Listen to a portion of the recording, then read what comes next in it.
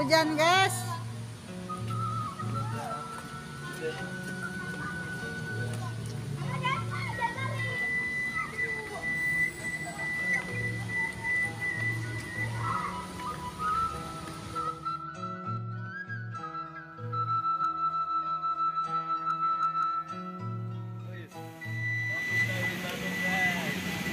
Ada kakak, ada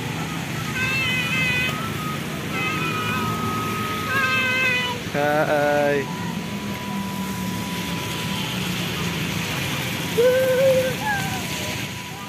Sekarang aku mau naik kuda.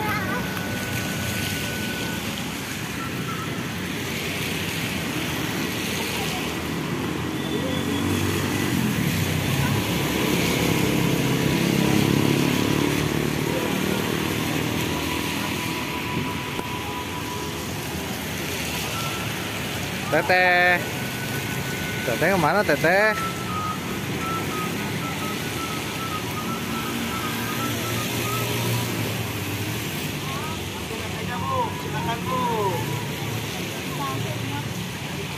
Di depan yuk, di depan yuk.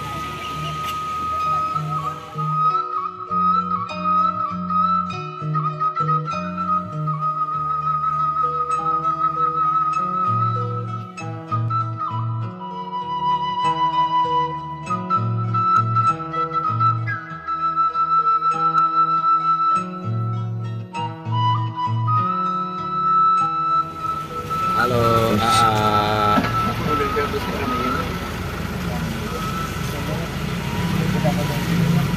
kakak. Yes, oke. Assalamualaikum warahmatullahi wabarakatuh. Waalaikumsalam warahmatullahi wabarakatuh. Selamat pagi semuanya. Ya, selamat datang di Bandros. Ya, yaitu Bandros Bandung Town Bus ya. Jadi sesuai dengan namanya, di sini kita akan berkeliling kota Bandung. Dan di sini kita tidak hanya keliling saja, tapi juga akan mengetahui ada apa saja di kota Bandung ini. Oke, sebelumnya ada orang luar kota Bandung. Dari mana saja? Anyer. Oke, dan ada lagi dari mana Pak? Jakarta. Ada lagi Purwakarta. Dari barat semua ya. Ini dari mana nih? Ini dari Oke. Nah, Perkenalkan diri dulu, nama saya Fajar, saya dari HPI. Saya tidak sendiri di sini, saya bersama Kang Ali sebagai pilot kita kali ini. Boleh disapa dulu Kang Alinya? Halo Kang Ali. halo. Ya, Batu Ali. Oke, yang pertama Bandung ini terkenal dengan sejarahnya ya. Ini kita akan memasuki jalan Asia Afrika, di mana pada zaman dulu, zaman Belanda, namanya jalan Raya Pos ya. Jalan Raya Pos atau Rute Posweg ini salah satu bagian jalan Anyar Pamanukan ya. Nih, 10 kilometer itu. Nah, itu langsung itu ya, sampai Bandung tuh tahun 1810. Buatannya 1808 sampai 1811. Nah, dulu jalan Raya Pos ini dikatakan demikian karena dulu salah satu trek pengiriman surat yang menggunakan kuda. Karena di sini juga ada kantor pos Jalan Asia Afrika ini menjadi salah satu tempat transit surat-surat ya. Jadi ditransitkan sementara di sini sebelum ketujuannya masing-masing. Dulu pada saat surat-suratnya ditransitkan di sini, kuda-kudanya pun diistirahatkan di kandang kuda. Itu berada di jalan ini ya, Jalan Bancuy. Karena Bancuy ini artinya istal kuda, itu bahasa Sunda. Di mana kandang kudanya? Di sebelah kanan. Ini kita bisa lihat ada pagar warna biru. Nah, masuk ke sini dulu kandang kuda. Ya. Nah, ini dulu di sini banyak kuda. Dulu di situ banyak kudanya. Sekarang kudanya iya ada ya. Ini tempat parkir sekarang ya. Tempat parkir dari Bank Mandiri yang ada di depannya kan. Tapi di Banjir ini yang paling terkenalnya bukan karena ada kandang kuda, tapi karena ada penjara, yang penjara sama pabrik kopi. Yang namanya Kopi Aroma, tapi Kopi Aroma di sebelah sana, penjaranya di sebelah sini, di sebelah kanan. Ya, masuk ke sini terdapat sebuah sebuah situs sejarah kalau sekarang. Tuh. Ya kalau dulu Bung Karno di penjara di sini selama kurang lebih 8 bulan. Makanya kita bisa lihat itu ada patungnya Bung Karno sama ada bangunan seperti pos itu sel nomor 5, selnya Bung Karno. Yang ukurannya 2,5 kali 1,5 meter. Dulu Bung Karno di penjara karena pidato yang berhubungan dengan kemerdekaan di Yogyakarta, tangkap sama Hindia Belanda. Ya, kenapa nggak di penjara di Yogyakarta? Nggak mungkin. Yogyakarta dulu dikuasainya oleh Kasepuhan, jadi bukan sama Hindia Belanda, makanya pindahnya ke Bandung. Gitu. Pakai kereta, terus turun di Cicalengka. Nah dari Cicalengka baru naik mobil sini. Gitu. Jadi sekarang hanya sebuah situs sejarah saja. Kenapa? Karena tata kota Bandung di tengahnya tidak boleh ada penjara. Makanya dipindahkan ke Bandung Selatan, tepatnya di Jalan Soekarno-Hatta atau di kawasan Komplek Mekarwangi. Nah makanya di sini yang tersisa itu cuma 3 bangunan saja. Sel nomor 5, patungnya Bung Karno dan menara pengawas. Ya, ini ada di sebelah kanan, yang dikelilingi oleh rantai warna emas. Nah ini menara pengawasnya. Makanya tuh. Ya, betul. Ya, jadi sekarang penjara Bancai hanya sebuah situs sejarah saja di Jalan Bancai. Bisa gunakan? Nah, dipakai pre-wedding. Ya, pasangan sekarang aneh-aneh. Pengen foto di mana? Di penjara. Nah, itu banyak. Ya, ada masjid yang menyerupai kelenteng tadi, Al-Imtizaj, artinya pembauran. Karena dulu di sini pernah ada sebuah perkampungan. Dulunya itu kampung 3 etnis, ya, namanya Pagaliwota. Etnisnya itu etnis Arab, etnis Bumi Putra atau Indonesia, sama etnis Cina. Nah makanya sekarang perkampungan tersebut dijadikan nama jalan di kota Bandung, yang dikenal namanya Jalan ABC. ABC itu Arab Bumi Putra Cina. Itu pedagang semua, saudagar-saudagar, asal Arab, asal Indonesia, dan asal Cina. Nah kebanyakan dulu pedagang Indonesia itu berasal dari Sumatera atau di Palembang. Kalau orang Palembang, orang Padang, ya itu banyaknya di sana, pedagang. Kadang ada yang dagang ikan laut, yang salah satunya adalah kami, itu dagang ikan laut. Nah tapi kalau orang Belanda dulu bisnisnya di sini, di Jalan Braga. Selain mereka berbisnis di sini, berbelanja dan beradu gaya di sini. Itu contoh adu gaya tuh. Nah ini contoh adu gaya. Kenapa? Sekarang konteksnya beda. Ya, jadi kalau ada yang di foto-foto lagi ngadu gaya, nah ini contoh ngadu gaya lainnya. Nah, ya tuh saling hadapan. Udah halal belum? Belum, aduh ya Allah. Belum halal ya. Jadi bedanya kalau zaman dulu ngabaraga itu seperti apa? Mereka seperti model. Udah beli baju, terus dipamerin seperti model. Itu dulu ngadu gaya. Ngabaraga tuh kayak gitu. Nah sekarang dibanyak pakai pre-wedding kayak gini. Tuh, kemudian Tuh foto tuh. Nah ini salah satu bagian yang sering dijadikan tempat foto NG Hellerman, karena itu toko pertama di Jalan Braga. Karena dulu menjual senjata api, perlengkapan Helman. Itu dulu salah satu bangunan cagar budaya. Sama halnya dengan ini sebelah kanan, gedung gas negara, di mana orang-orang Belanda beli gas datang ke sini dan mereka mendaftarkan mau langganan gas. Nah nanti ada teknisi datang ke rumah, dipasang pipa-pipa di bawah tanah. Itu di sana, di gedung gas negara tadi. Kalau sekarang kan lebih aman ya, 3 kilo, 12,5 meskipun harganya naik. Nah tapi kalau dulu bocor gas bocor sedikit itu Bandung akan meledak, makanya nggak aman. Makanya mending yang beli 3 kilo, yang meledaknya cuma 2 rumah. Ya, jadi lebih baik yang 2 rumah aja daripada yang sekotak. Bandung dijuluki kota kembang dan Palis Van Java salah satu yang terkenal. Nah, kenapa dijuluki Palis Van Java? Karena jalan ini. Braga adalah jantungnya Palis Van Java, di mana toko-toko di Jalan Braga menjual barang-barang dari Palis, termasuk ada sebuah restoran menyajikan masakan Prancis di sebelah kanan. Namanya Maison Bohelian. Nah, Maison Bohelian ini salah satu restoran favorit orang-orang Belanda sarapan, makan siang, makan malam. Dulu letaknya di ujung Jalan Braga, tapi pada saat peristiwa Bandung Lautan Api, Maison Bohelian yang di ujung itu dibakar. Makanya dibangun ulang di tengah Jalan Braga. Maison Bohelian itu. Nah, sekarang namanya jadi Braga Permai. Kenapa? Sudah menyajikan masakan Indonesia. Menunya juga udah pakai bahasa Indonesia. Dulu banyak orang Indonesia yang dimana restoran tersebut masih namanya Maison Bohelian, datang ke sana. Pas dibaca menunya, aduh, bahasa Prancis. Bingung mesen apa, nggak ngerti. Akhirnya mesen yang paling murah. Namanya croqueté de moi. Dipesanlah croqueté de moi, 10 menit kemudian datang. Cepet banget, pelayanannya bagus. Pas dibuka, wah, kok perkedel jagung. Tapi ternyata di sana perkedel jagung namanya croqueté de moi. Kalau gini bikin di rumah. Nah, itu salah satunya. Sekarang makanya jadi Braga Permai, ya, sudah memudahkan orang-orang Indonesia kalau saya pengen nyobain di sana. Itu enak di sana. Salah satu yang enak adalah es krim sama pisang goreng.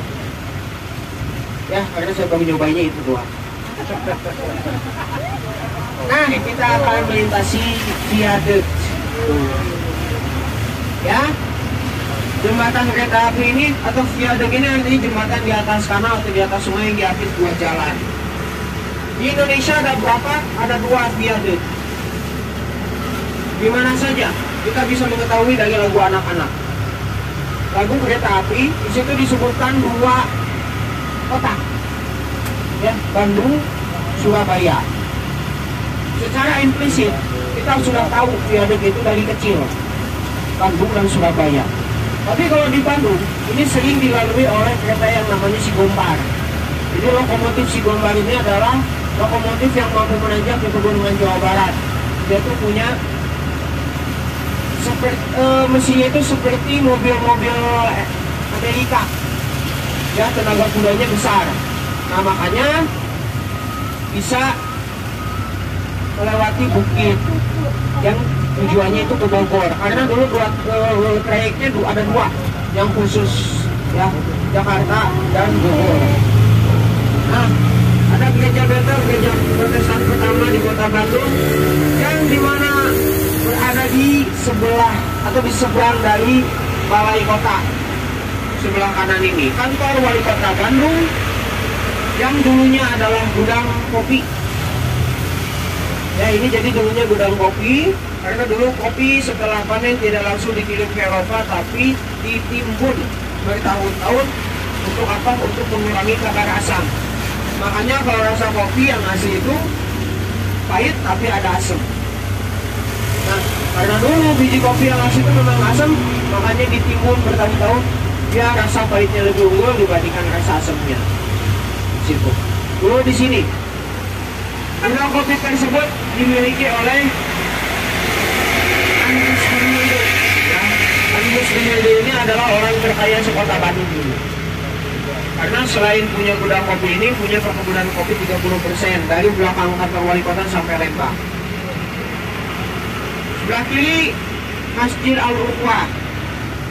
Masjid Agung di balai kota ini dulu digunakan oleh sebuah komunitas, yaitu pusat pengabdi setan. Dulu ada 2 sejoli, orang Rusia dan orang Inggris. Namanya Kolonel Olcott dan Helena Petrovska Blavatsky. Mereka berdua adalah pionir dari pengabdi setan yang sengaja datang ke Indonesia ingin menyebarluaskan ajaran tersebut. Kebetulan Bandung lah yang dipilih. Kenapa?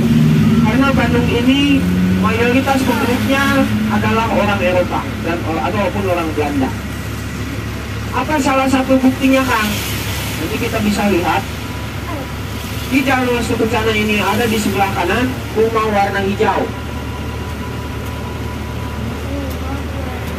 Nah, ini nih. Ini adalah rumah orang terkaya yang tadi namanya Andries de Wilde, yang sekarang jadi rumah dinas Pangdam 3 Siliwangi. Ya. Selain tadi punya perkebunan kopi 30%, punya apa lagi? Punya tanah seluas 3 kota besar. Cianjur, Cirebon, Sukabumi itu punya beliau dulu. Orang kaya. Kemarin ada ibu-ibu nanyain, masih hidup orangnya? Biasa pengen warisannya, udah meninggal. Ya, makanya kenapa Indonesia ada pengabdi setan dari dulu, karena Bandung lah kota pertama yang menjadikan bangunan tersebut atau menciptakan sebuah komunitas pengabdi setan. Boleh tepuk tangan untuk kota Bandung sebelumnya. Ya. Kacau ya. Yang tepuk tangan artinya mendukung adanya pengabdi setan di Indonesia. Karena saya lagi ngebahas pengabdi setan. Malah tepuk tangan, kacau. Kacau sekali ya. Nah, sebelah kiri di Serong sana dan sebelah sini, 3 bangunan ini adalah pabrik Kina. Ya, karena dulu Bandung ini terkenal dengan 3 komoditas: kopi, teh, dan Kina. Ini pabrik Kina ini memang berhubungan. Jalannya di mana? Ada di bawah tanah. Jadi antara gedung dan gedung lainnya itu ada jalan khusus. Ada di bawah tanah. Ya, sekarang memang pabrik Kina ini digunakan sebagai pil KB, pabrik pil KB sama pabrik obat-obatan lainnya yang dari Kimia Farma. Ya, karena itu dikelolanya sama Kimia Farma. Nah, dulu kenapa ada pabrik Kina? Karena dulu banyak orang Belanda yang meninggal dunia gara-gara dijangkit penyakit malaria. Tapi kondisinya di mana dulu sakitnya? Di Batavia. Hanya pindah ibu kotanya. Pindah kemana? Ke Bandung. Kebetulan di Bandung itu selain ada pabrik Kina, perkebunan Kina pun ada di sini. 90% di dunia.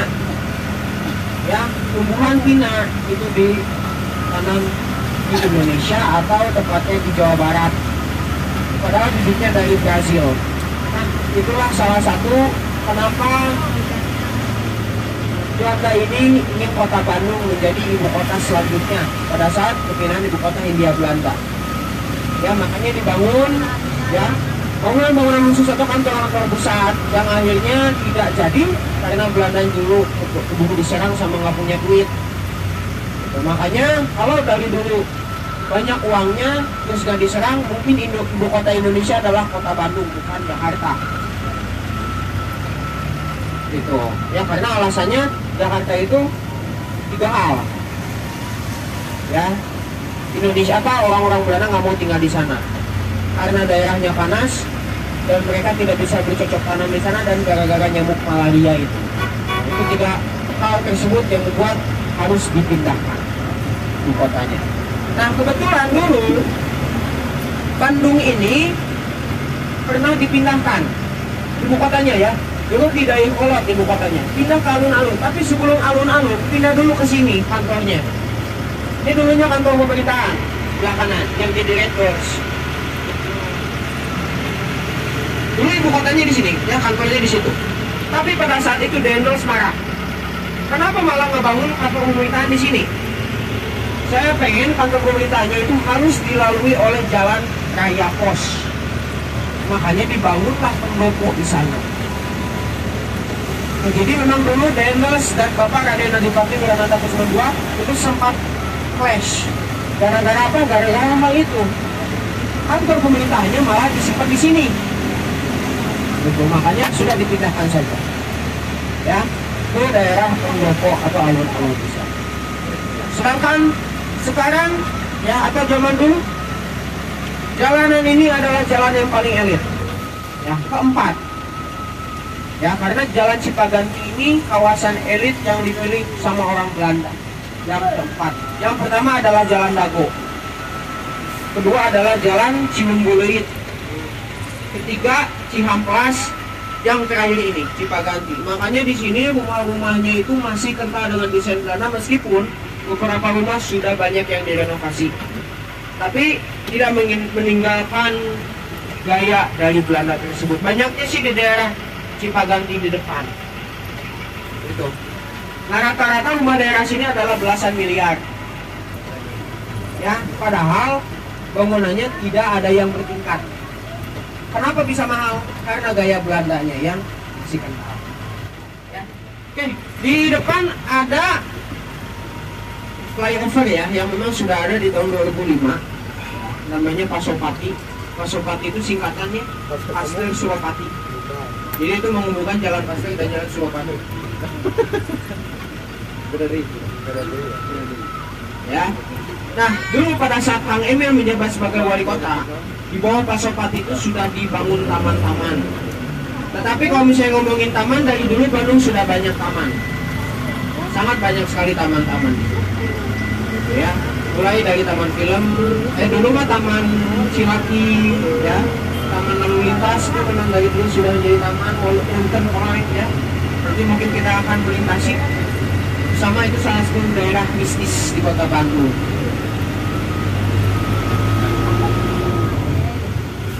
Nah, makanya Ciamplas dan Cipaganti itu memang bersandingan ya, karena itu memang kawasan elit. Tapi kalau sekarang Ciamplas dipilih menjadi kawasan elit karena ini adalah kawasan wisata untuk orang-orang Belanda. Salah satunya adalah sebuah kolam renang. Ya, kebetulan sekarang kolam renangnya sudah tidak ada karena sudah dibangun sebuah apartemen. Namanya di Jardin. Ya. Gitu. Namanya Pemandian Ciamplas, di mana kolam renang tersebut hanya dikhususkan untuk orang-orang Eropa saja. Orang Indonesia pernah ada yang ke sana diusir, suruh berenangnya di Cikapundung. Ini benar ya, karena memang dulu Cikapundung itu bisa dibilang adalah salah satu tempat berenangnya orang-orang. Nah, kita sudah memasuki jembatan Pasopati. Ya, pembangunan ini bekerja sama dengan negara Kuwait untuk bahan baku segala macamnya. Dan sekarang jadi jalan Profesor Mokhtar Jumat Maja. Ya.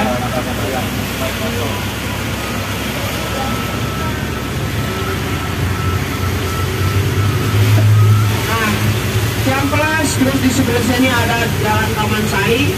Kalau dulu Taman Sari hanya sebuah, bisa dibilang apa ya, perkebunan, bukan perkebunan tapi kebun. Tapi kebunnya tuh luas. Ya, makanya kenapa ada kebun binatang di sini? Karena memang dulu banyak sekali binatang-binatang liar di sini. Salah satu yang paling banyak di sini adalah maung sama badak. Makanya kita bisa lihat di Bandung ada nama jalan, ya, nama-nama jalan yang pasti ada nama badaknya, seperti Cibadak. Terus ada Ranca Badak. Ranca Badak itu sekarang jadi RSAS. Ya, dulu namanya Rumah Sakit Ranca Badak. Terus ada Taman Badak yang ada di kantor wali kota ya.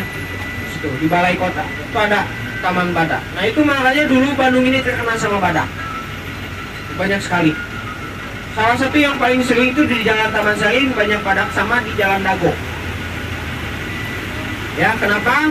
Karena kalau Dago dulunya hutan belantara, pasti identiknya adalah banyaknya binatang buas. Sebelah kanan ada Taman Jomblo, tapi sekarang namanya Taman Pasopati. Karena kalau Jomblo terlalu kasar.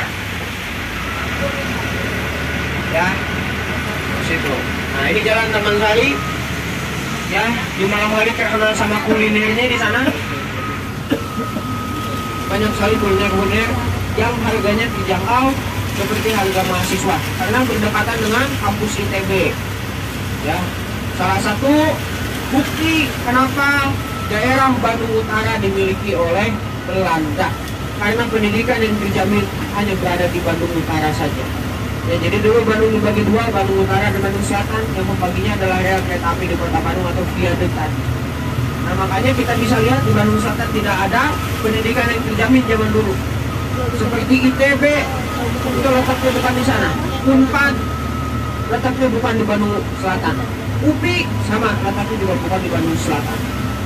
Bandung Selatan hanya tempat hiburan saja bagi orang-orang Belanda. Salah satunya adalah Jalan Braga, Asia Afrika, Tamblong, dan Jalan Nagita.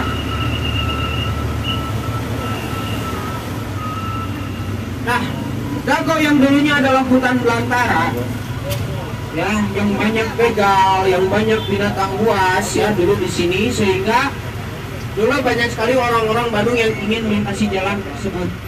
Karena tadi banyak kondisi binatang buas, ya, atau kriminalitas tinggi, akhirnya orang-orang Bandung jika ingin melintasi jalan tersebut harus berteriak, "Dagoan orang," atau artinya adalah "tungguin saya." Jadi, dago itu diambil dari bahasa Sunda yang diambil dari sebuah aktivitas yang terjadi, di mana orang-orang Bandung saling menunggu. Dagoan orang. Akhirnya dulu orang-orang Bandung saling menunggu dan berbarengan melintasi jalan Dago, dan itu memang ada kaitannya dengan apa? Dengan alun-alun. Karena dulu mereka melintasi jalan Dago karena pengen ke pasar. Dan dulu pasar cuma ada di alun-alun saja. Namanya Pasar Cikudiak, hanya lewat jalan. Kayak gitu. Akhirnya Dago dipilih menjadi kawasan elit karena Dago adalah 730 meter di atas permukaan laut. Makanya dipilih sama orang Belanda menjadi kawasan elit pertama pada saat perpindahan ibu kota dari Batavia ke Priangan, ke dari Jakarta ke Bandung. Ya, dibangunlah kawasan-kawasan elit, ya, itu Dago. Bangunan pertama yang dibangun yang sekarang jadi sebuah hotel namanya Jayakarta. Kalau misalnya mau malam mingguan, salah satu tempat yang paling banyak dikunjungi adalah kawasan Dago. Kenapa? Banyak tempat ngopi. Ya, makanya rata-rata orang-orang luar kota Bandung, apalagi orang Jakarta, kalau ngopi di bukit, pasti ujung-ujungnya kalau nggak ke Puncak atau Bogor, pasti ke sini, Bandung. Nah, biasanya yang paling dikunjungi itu adalah Jalan Dago. Karena di sini banyak sekali kedai kopi yang harganya murah meriah, ya, dan bisa melihat kota Bandung di malam hari, semua kota Bandung. Nah, sebentar lagi kita akan masuk Jalan Diponegoro. Ini pembuktian juga kenapa disebut Jalan Diponegoro, ya, diambil dari salah satu pahlawan asal Jawa Tengah, Pangeran Diponegoro. Pada saat perang Diponegoro, salah satu komoditas di kota Bandung itu dimanfaatkan, yaitu kopi. Kenapa? Karena perang Diponegoro itu merusak fasilitas-fasilitas yang memang harus ganti rugi Belanda ini sebanyak 23 juta gulden. Uangnya dari mana? Mereka nggak punya uang sebanyak itu. Akhirnya menerapkan sistem tanam paksa yang bernama Kulturstelsel. Sebentar lagi kita akan masuki yang namanya kawasan Gedung Sate. Ini dulu pada saat perpindahan ibu kota Hindia Belanda, ini juga dibangun di tahun 1920 sampai 1924 yang dinamakan Government Bedgiven. Ya, Government Bedgiven ini pada saat diucapkan sama orang-orang Indonesia susah. Apa kamu yang Bedgiven? Udah namanya Gedung Sate aja. Kenapa bisa disebut Gedung Sate? Karena pada saat orang Bandung melihat ke atas gedung tersebut, oh iya, ini kayak sate. Padahal itu penangkal kecil. Nanti kita akan lihat. Ya, satenya bunga lotus. Ya, berjumlah 6. Kenapa harus bunga lotus? Karena itu artinya dari kesuburan kota Bandung. Dan bulatan tersebut berjumlah 6. Kenapa harus 6? Karena biaya pembangunannya menghabiskan 6 juta gulden. Salah satu edukasi juga yang pengen tahu gedung sate itu dari tahun ke tahun itu digunakan untuk apa? Ya. Cilaki Plain, karena dulu di dalamnya ada sungai Cilaki, sampai sekarang masih ada. Sekarang namanya Taman Lansia. Ya, aktualnya isinya anak-anak. Kenapa ada percakapan yang terlintas? Mama pengen foto sama dinosaurus. Dinosaurus ditempatkan di Taman Lansia karena itu binatang lansia. Ya, tetapi ada hubungannya dengan ini. Museum Geologi. Sebelah kiri. Ya. Museum Geologi adalah museum terbesar se-Asia Tenggara yang punya fosil T-Rex. Oh, ada T-Rex di sini. Ya, yang Ada mau T-Rex, lihat Pak. fosil T-Rex silakan masuk ke Museum Geologi. Fosil mamut masuk juga. Tiket masuknya berapa Kang? Rp3.000 saja. Jadi murah. Ya, jadi ada kalau misalnya pengen masuk Museum Geologi silakan. Tiap hari buka kecuali hari Jumat. Ya, kita bisa mengenal apa aja di sana selain fosil-fosil, batuan dari zaman Paleomesoneol, ya, alat-alat biologi yang ditemukan di dua tempat di Bandung, yaitu Dago Pakar dan Goa Pawon. Sana. Ada bisa explore 1-2 jam karena museumnya luas banget. Kan pengen 3 jam boleh silakan. Kemarin juga ada anak-anak 3 jam keliling museum geologi. Betah nggak dari bapaknya? Karena nyasar. Ini juga salah satu pembelajaran. Tolong anak-anaknya dibimbing. Ya, nah rata-rata yang udah beres dari museum geologi lapar. Pengen makan kemana? Di sini yang paling terkenal kulinernya. Alas Daun dan HDL. Alas Daun restoran Sunda, kalau HDL restoran seafood ya. HDL itu hidangan dari laut. Terakhir apa? Nah, yang apalagi kalau siang hari di sini banyak sekali yang parkir mobil. Ya karena ini salah satu tempat makan siang yang paling ya, apalagi ini sebelahnya. Karena Cisangkui pun salah satu wisata kuliner di kota Bandung. Di mana Kang perempatan belok kanan. Cisangkui itu terkenal sama yogurtnya. Nah ini nih, masuk ke sini. Yogurt Cisangkui, yogurt legendaris dari tahun 90-an, yang harganya mulai dari 30 liter. Di depan SMA 20, SMA-nya si Dahlan. Dilan. Ya. Tuh, Dilan tuh. Dilan. Ya Telan. padahal dulu SMA 20 adalah salah satu sekolah yang digunakan sebagai tempat penyekapan. Ya, atau tempat penyiksaannya tentara-tentara Belanda oleh tentara Jepang. Jadi dulu Jepang masuk Bandung lewat Subang. Ya, tahun 42. Lalu melihat kawasan Belanda yang tengah. Lalu diberitahu oleh wartawan Belanda yang bernama Dominic Lamberti, Jalan Citarum, Jalan Lombok dan Jalan Siapit. Makanya kita masuk Jalan Lombok bentar lagi. Nah di Jalan Lombok ini dulunya adalah rumah-rumah dinas militer Belanda kelas menengah yang kita bisa lihat contohnya satu KFC ini berbanding dengan 2 rumah dinas. Jadi lebih kecil lagi. Ya. Tidak ada yang bertingkat. Dulu satu rumah isinya 20 orang, banyak yang nggak kuat, akhirnya banyak yang kabur. Tapi pada saat kabur apa yang terjadi? Ditembak mati oleh tentara Jepang. Makanya dulu banyak mayat di pinggir jalan kanan kiri ini. Ada trotoar besar-besar, ini dulunya sungai kecil yang dimana mayatnya itu dilempar ke sungainya. Gitu. Makanya dulu ini salah satu kawasan yang paling sadis, yang diklaim sama orang Bandung. Berarti di sini banyak mistis yang di Jalan Lombok ini. Tapi aktualnya sekarang itu Jalan Lombok justru jalan yang paling diminati, bukan ditakuti lagi. Kenapa? Di sini banyak tukang bakso, terkenal sama bakso. Jadi kalau misalnya mau nyari bakso, kunjungilah Jalan Lombok. Di sini banyak sekali. Ya. Rumah Kentang berada di sebelah kanan, yang sekarang memang sudah menjadi sebuah restoran yang bernama Rumah Kentang juga. Ini sebelah kanan. Dulu tidak seperti ini, dulu sangat mistis. Kenapa? Dulu rumahnya kecil banget, gak ada yang ngurus, dan ditumbuhi tanaman-tanaman liar di sekitar halamannya. Kenapa disebut Rumah Kentang? Setiap kita melintasi rumah ini pada malam hari tercium aroma kentang rebus. Ya. Mistis lainnya adalah SMA 5 dan SMA 3. Yang bangunan tersebut digunakan tempat syuting film Bangku Kosong tahun 2006-2005, saya nggak tahu ya. Pokoknya dekade itu, dimana di sini ada jendela yang nggak bisa ditutup. Satu jendela, jadi di sini ada 2 jendela ya, jendela kayu sama jendela kaca. Nah jendela kayu yang nggak bisa ditutup. Nah itu bisa kelihatan. Foto.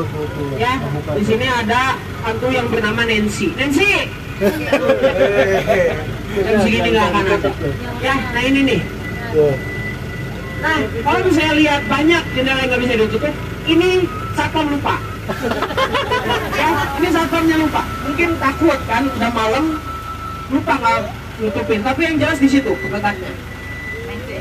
Nancy itu. Nama satpamnya Ya, Nancy. jadi Nancy ini bunuh diri ya. Karena kalau misalnya kita kaitkan dengan sejarah asli dari bangunan ini adalah sekolah yang meliputi asrama. Jadi bisa jadi beliau itu bunuh diri di asramanya. Nah itu kamarnya. Gitu. Dulu namanya HBS Home Breaker School. Sekolah yang meliputi asrama, sekolah orang-orang Belanda. Yang situ orang Belanda.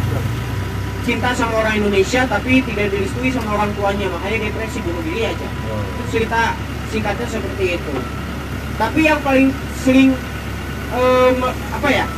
yang paling sering gentayangan di sana itu adalah seorang pastor, namanya Pastor Petra. Oke, sebelah kanan ini tempat edukasi, taman lalu lintas, namanya adalah Taman Ade Irma Suryani Nasution. Karena di tahun 1950 diresmikan oleh Bapak Jenderal Bung Haris Nasution. Ya, Taman lalu lintas sekarang menjadi tempat edukasi yang mistis juga di sana ya. Karena taman lalu lintas itu untuk anak-anak tapi isinya ibu-ibu. Itu mistisnya di situ. Kita juga bingung. Ini mungkin salah satu bahas tentang. Karena tadi taman lansia diisi oleh anak-anak, ibu-ibu, taman kita diisi sama anak-anak. Kita isi aja taman anak-anak. Apakah seperti itu? Ya, udah gede masih balas dendam sama anak-anak. Ternyata ada ritual ya. Ritual tersebut bernama botram. Mungkin orang Sunda yang mengenal botram. Botram itu artinya makan bersama. Ya, seperti piknik. Jadi kita menggelar tikar dan makan-makan di sana. Adanya kemana? Naik sepeda karena di sana salah satu sarana melatih kamu-kamu lalu lintas itu pakai sepeda. Ya. Nah, tapi ngomongin botram itu sebenarnya bukan bahasa Sunda tapi dari bahasa Belanda. Ya, ini karena salah satu bukti ya bahwa dulu orang-orang Sunda itu banyak sekali berinteraksi dengan orang Belanda. Sehingga beberapa bahasa Sunda itu berasal dari bahasa Belanda. Yang pertama adalah botram. Botram itu artinya boterham. Ya, dari kata boterham artinya roti lapis isi daging ham. Awal mulanya di sana. Tapi kenapa bisa jadi makan bersama, Kak? Dulu sempat ada miskomunikasi. Yang dimana dulu banyak orang-orang Belanda yang sedang mengadakan makan bersama dan membawa boterham lebih untuk anggota keluarga lainnya. Nah, suatu saat ada anggota keluarganya yang nggak bawa makanan ditawarin. Nih mau nggak boterham? Jadi botram. Nah, kelihatan sama orang Sunda ngelihat, oh itu lagi makan bersama. Kedengaran botram, oh itu lagi ngajak botram. Ngajak makan bersama. Disitulah yang terkenal dengan ice cream Belanda yang paling enak di Kota Bandung. Kalau kita ke Jakarta, pasti yang dicari adalah Ragusa. Kalau di Bandung, yang dicari ini, PT Rasa. Ini enak. Es krimnya enak banget di sini. Ini salah satu favorit saya memakan es krim jadul di sini. Rasa Bakery. Dulunya memang toko kue saja, namanya Bakeries. Hotel Grand Preanger. Ya, tadi saya sudah ucapkan kenapa disebut Preanger. Orang Belanda nggak bisa ngomong Priangan. Coba tanya orang Belanda, suruh ngomong Priangan. Mereka pasti nyebutnya adalah Preanger. Ya, nah jadi disebutlah Hotel Preanger. Hotel ini dibangun tahun 1898 oleh Van Nitterhorn. Lalu dijadikan hotel yang direnovasi lagi ya, diperbesar lagi dengan desain Art Deco karena dulunya rumah panggung hotelnya. Ya, nah seperti ini di tahun 1929 oleh dosen ITB namanya Schumacher. Nah, Schumacher ini mengajak mahasiswanya sebagai juru gambar, yaitu Bung Karno. Ini makanya salah satu sebelahan Bung Karno pada saat menjadi juru gambar dengan desain Art Deco.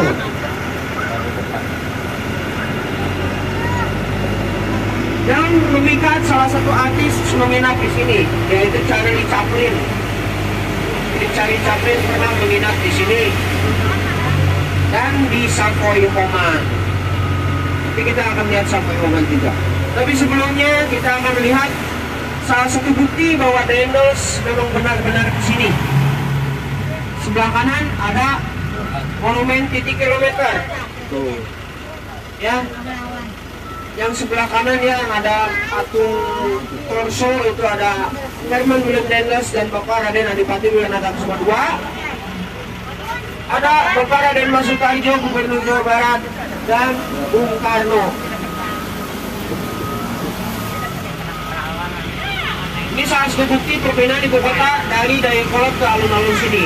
Jangan berkata, pastikan kalau saya datang lagi ke sini, ini sudah menjadi sebuah kota. Nah, sebelah kiri inilah Hotel Savoy Homan. Kita bisa lihat apakah hotel ini seperti kapal yang terbalik. Sekilas, karena ini dibangunnya tahun 1870 masih berupa dengan bangunan seperti ini tuh tahun 1921. Karena terinspirasi dari Titanic. Titanic itu sebenarnya kelas. Nah, Albers ini memikirkan, oh ini saya pengen menggambarkan dengan begininya kapal tenggelam. Makanya itu seperti kapal yang terbalik. Savoy Homan ini. Ya. Nah, ini tempat hiburan orang-orang Belanda dulu di sini. Ada bioskop namanya Majestic, lalu ada Concordia, ya, yang sekarang jadi Museum Konferensi Asia Afrika, dan Gedung Merdeka yang dimana diselenggarakannya Konferensi Asia Afrika di sini. Sekarang selain menjadi tempat bersejarah, menjadi tempat berteduhnya hantu-hantu kalau hujan juga. Tapi jam segini mungkin belum ada hantu-hantunya. Masih dandan.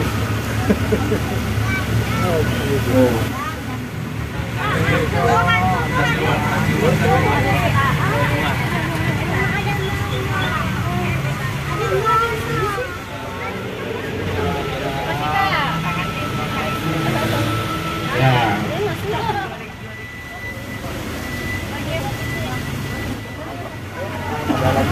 Ya, aduh, ini mini so sweet ya, satpam pakai payung. Ya Pak, gak ada manly-manlynya. Ya, oke, ini kita sudah masuk alun-alun kembali ya.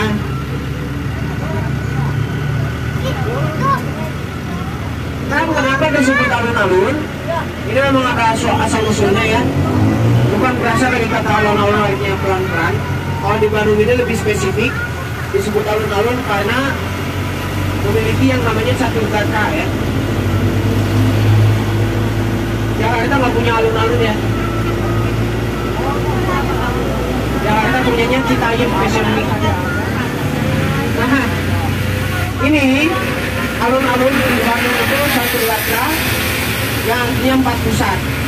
Yang pertama adalah pusat berkumpulnya masyarakat. Kedua adalah pusat ibadah, ketiga adalah pusat pemerintahan, yang terakhir adalah pusat perdagangan. Nah, pusat berkumpulnya adalah sebuah lapangan tersebut yang dulunya lapangan sepak bola, tapi tidak bertahan lama, yang akhirnya pindah ke depan gedung sate tadi, yang namanya lapangan Gasibu. Jadi Gasibu itu kepanjangannya adalah Gabungan Sepak Bola Indonesia Bandung Utara. Ya, jadi memang dulunya adalah lapangan sepak bola yang dimana dulu banyak sekali kecamatan-kecamatan mengirimkan tim kecil ke sana, yang memang itu katanya asal usulnya Persib Bandung ya, di Gasibu tersebut. Kedua adalah tempat ibadah, dan tempat ibadah yang paling dekat bukan Masjid Agung ya, tetapi Vihara Satya Budi yang ada di Jalan Cibadak. Karena dulu Masjid Agung hanya sebuah tempat nikah saja, namanya Balai Nyungcu.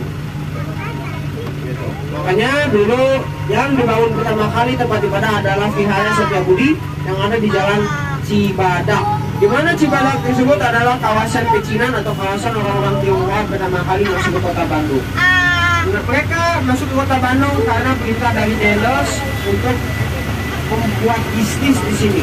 Nah, makanya dulu secara bisnis dilancarkan oleh orang-orang Tionghoa di Pulau Jawa. Makanya mereka berpenghuni di Jalan Cibadak dan membangun sebuah tempat ibadah. Sekarang kalau misalnya kita lihat di Jalan Cibadak banyaknya apa? Tukang dagang. Dari pagi sampai sore banyak yang dagang souvenir, malam-malam banyak yang kuliner di sini. Makanya salah satu wisata kuliner tengah di malam hari di Jalan Cibadak. Tapi memang beberapa mengandung B2 makanannya.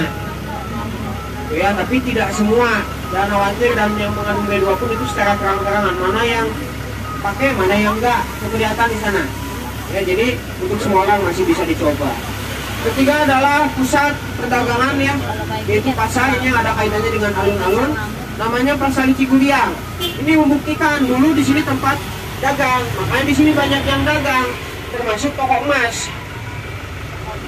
Ya, toko emas ABC ini. Karena dulu ini dari dulu sudah tempat dagang ini, makanya identik banyak sekali ruko-ruko atau banyak sekali usaha-usaha di sini. Nah, dulu letaknya Pasar Cigudiang itu yang sekarang jadi Jogja Kepatihan di sebelah kanan, ya, yang dimana pasar tersebut itu hancur karena dibakar oleh oknum bernama Munada.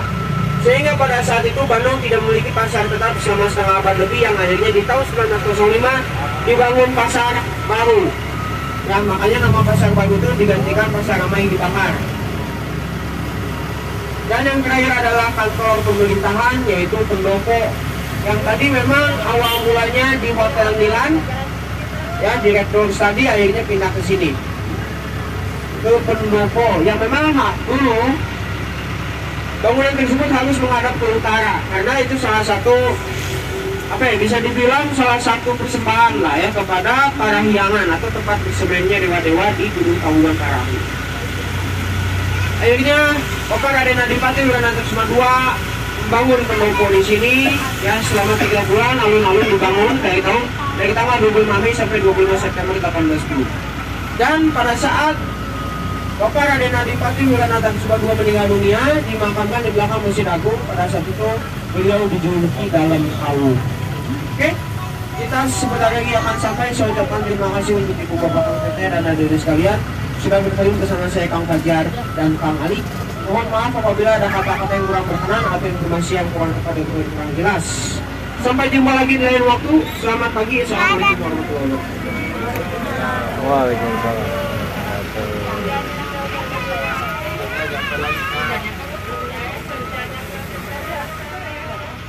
Oke, sampai. Alhamdulillah.